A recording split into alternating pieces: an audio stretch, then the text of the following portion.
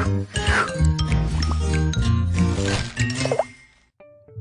everybody, welcome to today's tutorial, which will be discussing remittance processing of cash applications, challenge number 12, and this relates to when a remittance advice is received without any corresponding payment.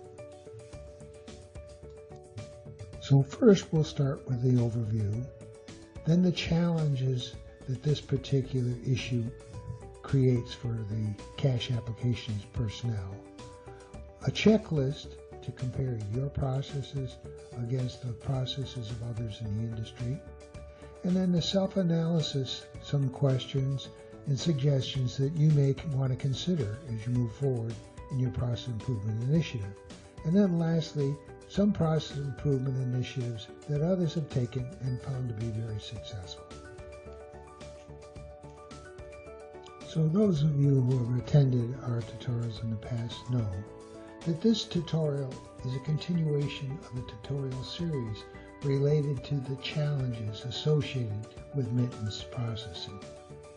If you have not viewed the introduction tutorial, we recommend you do so. In that introduction, we listed 30 areas that our subscribers consider the most challenging. So we've created a remittance processing series that takes a closer look at each of these challenges in more detail. We are pleased to present this tutorial series and the specific challenges the accounting personnel responsible for managing the cash applications process face on a daily basis.